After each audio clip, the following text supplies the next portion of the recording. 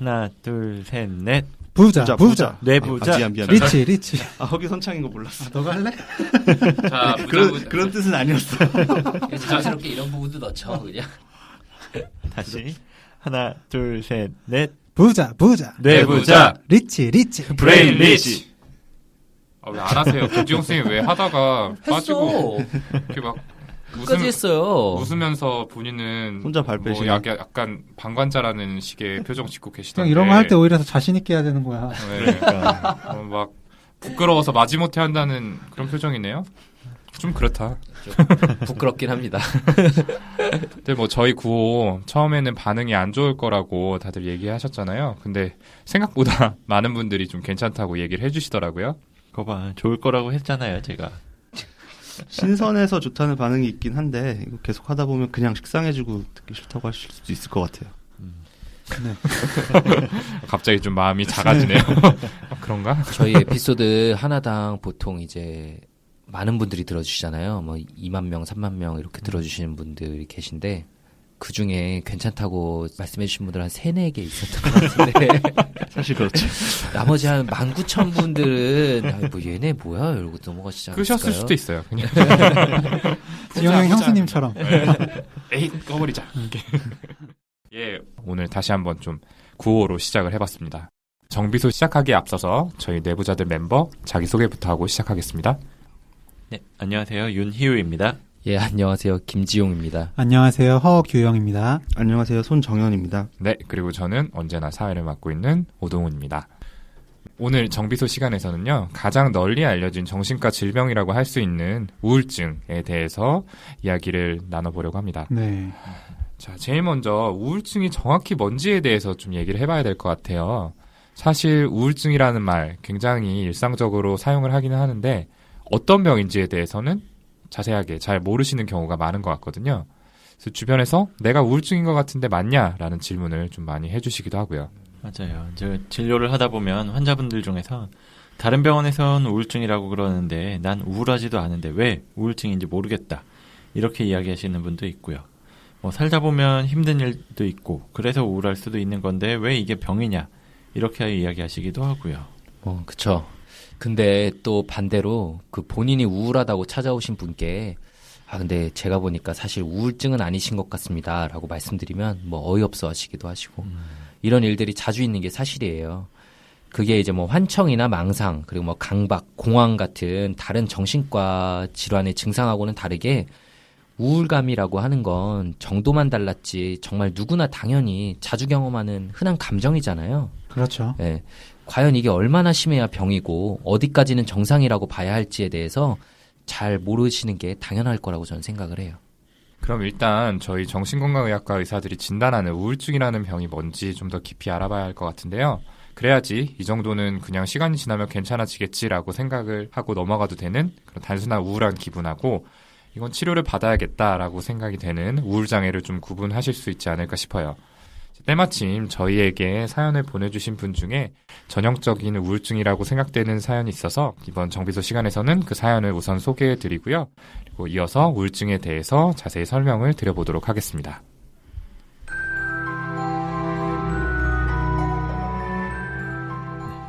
저는 올해 40 초반에 미혼의 예비 갱년기를 준비 중인 여자 사람입니다. 오랫동안 함께 일하던 사장님이 자살을 하신 뒤 제 인생이 걷잡을 수 없는 쓰나미에 휩쓸려 들어가게 되었습니다. 사장님이 사망하고 나서 다른 일을 하려고 했다가 몇몇 거래처의 요청과 제안으로 작게 이어나가고는 있습니다. 그런데 유족들이 마치 제가 사장님을 자살로 몰아세운 듯 엄청난 분노와 저주를 퍼붓고 원망도 하고 있고 실제로 민형사상 고소도 당하면서 점점 견디기가 힘들어지고 있습니다. 이런 과정들 겪으면서 점점 더 안으로만 들어가고 다른 사람들과 고립, 단절된 생활을 하고 있어요. 예민해지고 신경질적이고 염세적인 성향도 있어서 스스로를 더 고립시키고 불안과 공포를 방치하고 있네요.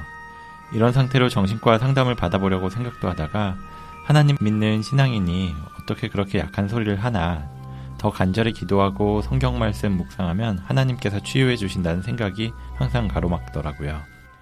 그리고 말이 어눌하고 두서가 없다 보니 상담을 해도 어버버하고 상담자를 경계하다가 제가 얘기를 다 하지 못하고 겉돌기만 할 것 같고 그리고 인간의 정신을 인간이 변화시킬 수 없다는 생각에 주저앉게 되기를 반복했습니다.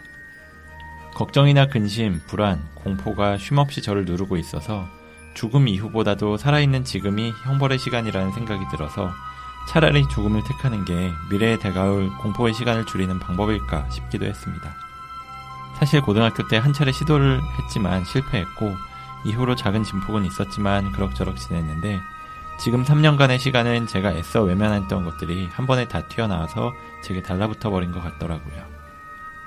시간을 거슬러 반성, 성찰이라는 이름으로 계속 후회를 합니다. 그때 이렇게 하지 않았다면 하면서 선택의 순간마다 돌이켜보다 보면 내가 태어나지 않았더라면까지 가게 되었습니다. 부모님께서는 저를 결혼 전에 갖고 배가 제법 부른 상태에서 결혼식을 하셨다고 합니다. 처음 임신 사실을 아셨을 때 엄마는 고민을 했지만 병원에 가는 게 너무 무서워서 가지 못했다고 하셨습니다.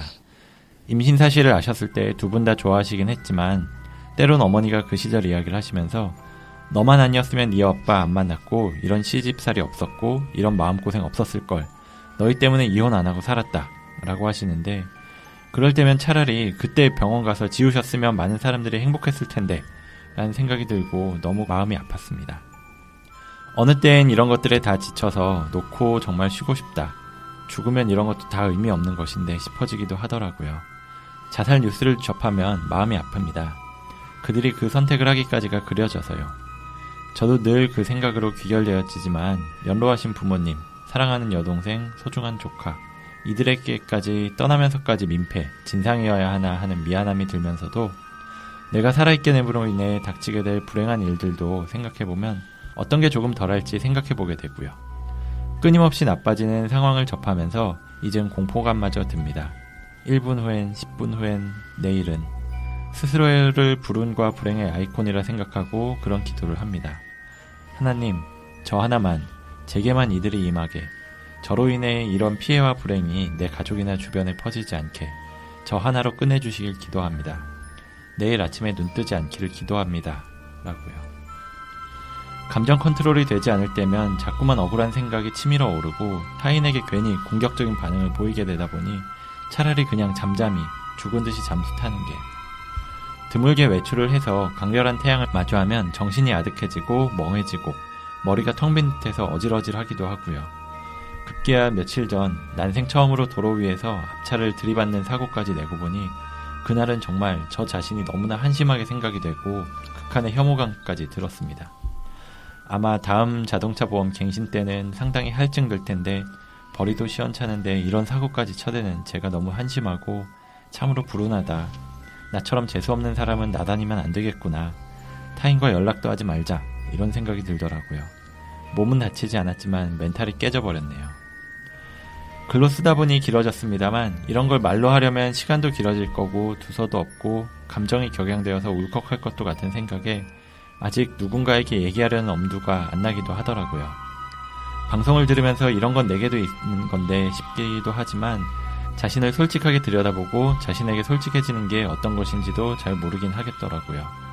그냥 막연하게 난 누구에게 크게 모질게 나쁘게 산 것 같진 않은데 그건 나만의 생각이고 기준일 뿐 정작 내가 개차반의 진상 민폐인가 싶어져서 기운이 빠지기도 하네요. 해결점을 원한다기보단 그냥 이렇게라도 속 얘기를 적어보고 싶었습니다. 긴 글 읽어주셔서 너무 감사하고요. 앞으로도 방송 열심히 듣겠습니다. 고맙습니다.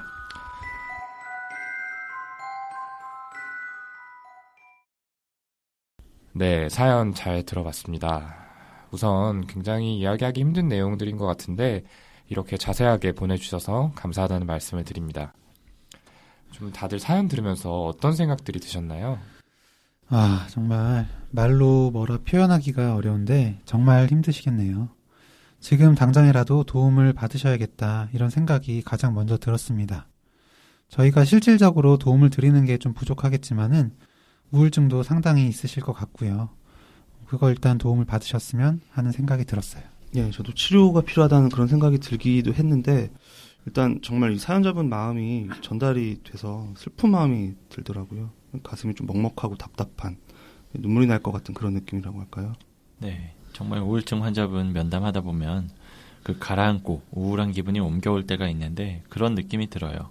이건 정말 말로 표현하기는 좀 어려운 건데 그 기분의 울림이 전달이 된달까요? 네. 지금 그 윤희호 선생님께서 얘기한 게 무드 인펙티비티, 감정의 전염성이라고 부르는 현상이에요. 이렇게 받은 글을 통해서도 그런 느낌이 드는데 실제로 눈앞에서 이렇게 마주하고 면담을 하면 훨씬 더 강하게 느껴지는 게 바로 이 감정의 전염성이죠. 좋은 기분이나 슬픈 기분 등등 이런 기분들이 같은 공간에 있는 사람들에게 전달이 되는 거죠. 네, 맞아요. 저도 이 사연을 들으면서 정말 깊은 우울감이 전해지는 것 같아서 가슴이 좀 먹먹해지는데요. 아무튼 저희가 이 사연을 소개해드린 거는 오늘 우울증의 실제적인 모습을 좀 보기 위해서였으니까요. 좀 사연에서 드러나는 우울증의 특징을 한번 살펴보도록 하겠습니다. 네. 역시나 우울증의 핵심은 우울한 기분이라고 생각을 합니다. 그런데 이 말 때문에 오해가 생기는 것도 사실이긴 해요. 살다 보면 안 좋은 일이 있거나 아니면 뭐 사실 딱히 무슨 일이 있지 않더라도 기분이 가라앉고 우울하다고 느껴지는 그런 순간이 있을 수 있잖아요. 다들 느껴보셨을 거예요. 아, 네, 그렇죠. 맞아요. 없는 사람 없죠. 네. 이런 경우를 전부 다 우울증이라고 부르면 정말 거의 모든 사람이 우울증을 겪었다고 해야 할 겁니다. 근데 아니잖아요. 그래서 정신과 의사들은 이렇게 비유를 해요. 그날그날 기분이 변화하는 것은 날씨고 우울증 같은 기분장애에서 나타나는 기분의 이 변화는 계절, 그러니까 기후가 바뀌는 거다. 이렇게 이야기를 하죠. 하루하루의 차이가 아니라 오랜 기간 지속이 되는 게 핵심이라고요.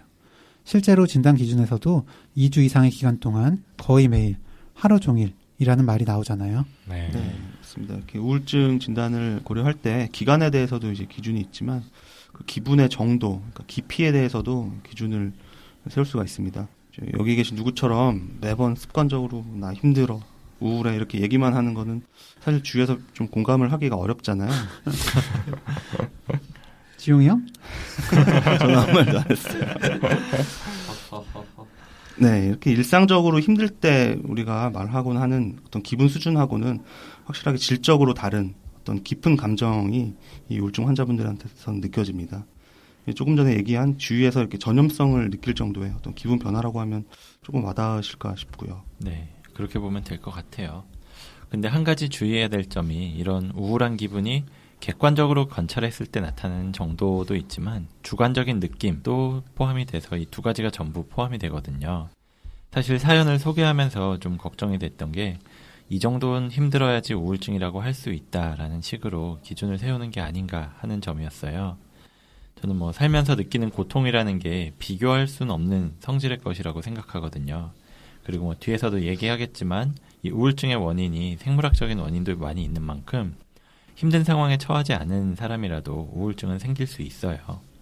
근데 나는 더 힘든 상황에서도 참았는데 뭘 이런 걸 가지고 힘들어해 라고 이야기하는 건 이해나 뭐 공감이 부족해서 하는 얘기인데 우울증 환자를 더 힘들게 할 수 있는 상처를 주는 말이거든요. 물론 앞에서 두 선생님이 이야기한 것처럼 이 우울증이라고 진단하려면 우울한 기분의 강도나 그 기간이 필요하겠지만 일단 우울한 기분 이거 자체의 기준을 딱 잘라서 정할 수는 없다는 걸 말씀드리고 싶었어요. 네, 역시 환자 바보 선생님답게 환자분들 입장에서 이야기를 잘해주신 것 같네요. 뭐 저도 여기 계신 분들이 보기에는 괜찮아 보이겠지만 힘들 때는 정말 우울했거든요. 뭐 우울 장애를 경험한 건 아니지만 죄송합니다. 네. 인정해 드릴게요. 하죠.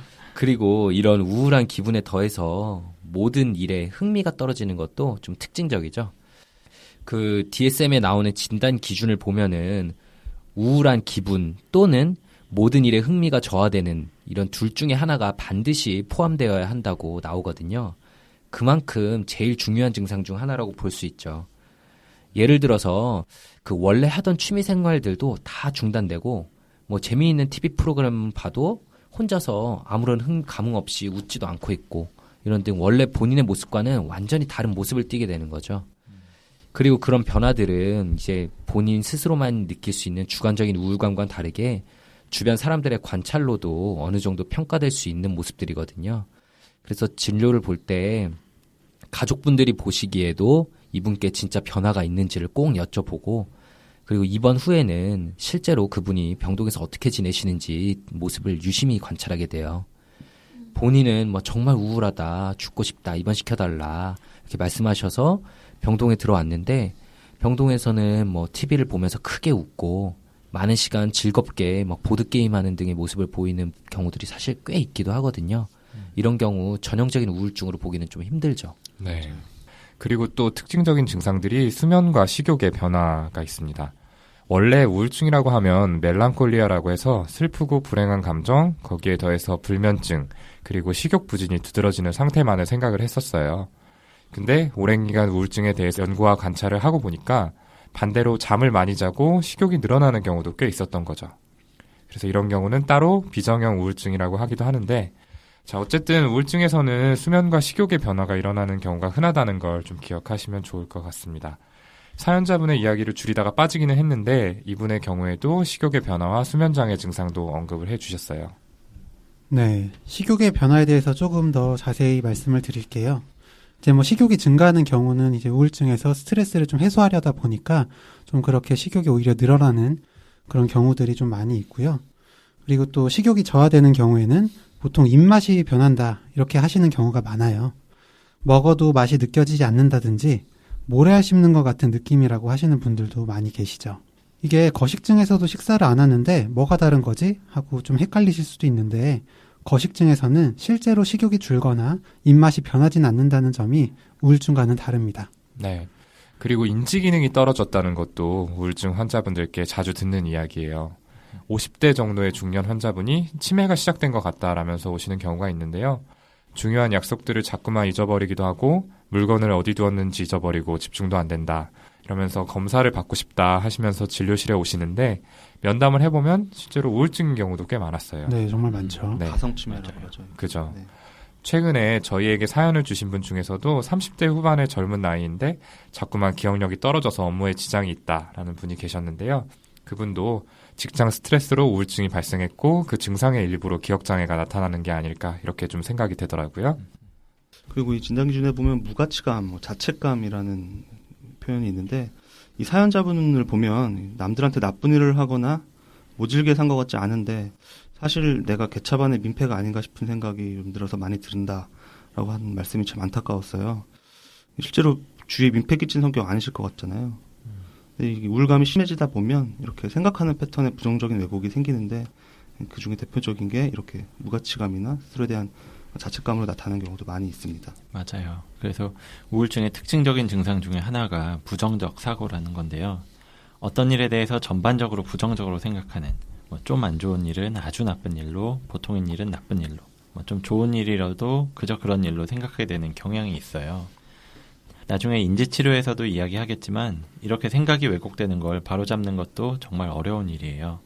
우울증 걸린 분한테 다 잘 될 거야 라고 이야기하는 게 도움이 되지 않는다는 것도 여기서 온 이야기고요.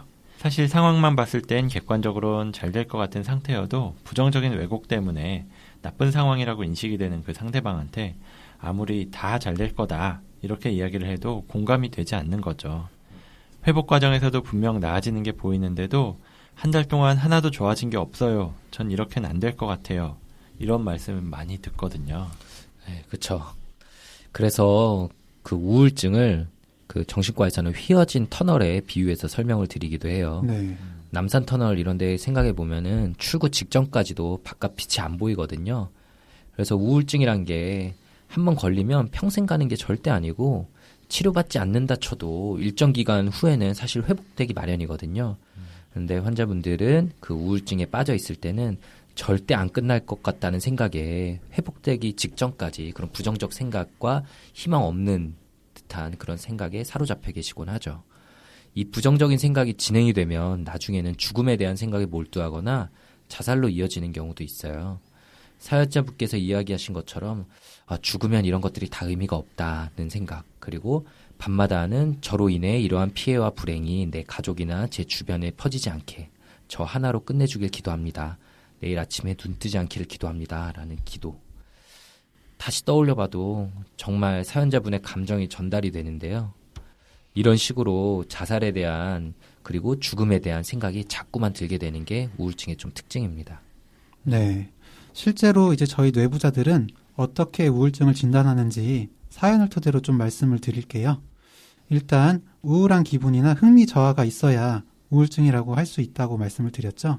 일단 기분부터 확인을 합니다. 뭐 요즘 기분이 어떠세요? 아니면 기분이 그렇게 우울해지신 지 얼마나 되셨어요? 그리고 뭐 기분의 변화는 없나요? 뭐 이런 같은 질문으로 우울한 기분 진단 기준에 맞는지 확인을 해야겠죠. 그리고 우울한 기분이 사연에 정확히 써있진 않았지만은 이제 수개월간 지속적으로 고생을 하셨고 감정의 전염성이 느껴질 정도인 것으로 봐서는 진단 기준에 맞으실 것 같습니다. 이제 사연에 무기력감, 식욕의 변화, 수면의 변화, 과도한 자책, 그리고 반복되는 죽음에 대한 생각은 나와 있었죠. 그래서 일단 진단 기준 9개 중에 5개 이상 만족해야 주요 우울 장애라고 진단을 하는데 이미 6개 이상으로 우울증 진단을 내릴 수가 있습니다. 이외에 흥미 저하나 정신 운동의 변화, 집중력 저하와 같은 나머지 3가지 증상을 확인해야 합니다. 이렇게 증상에 대해 하나하나 확인하고 진단하는 이유는 진단을 확실하게 하기 위한 이유도 있지만 각각의 증상을 고려해서 맞는 약을 처방해야 하기 때문이기도 하죠. 네. 허경 선생님이 잘 정리를 해주셨는데요. 지금까지 우울증이 의심되는 사연을 바탕으로 우울증에서 어떤 증상들이 주로 나타나는지 그리고 우울증을 어떻게 진단 내리는지 여기에 대해서 알아봤습니다. 아무래도 조금 무거운 이야기이기도 하고 좀 어려운 이야기이기도 하니까요. 여기서 한번 끊고 가도록 하겠습니다. 자, 청취자분들도 머리 잠깐 식히고 저희도 잠깐 쉬고 곧 이어서 저희는 우울증 이야기 2부로 돌아오도록 하겠습니다. 감사합니다.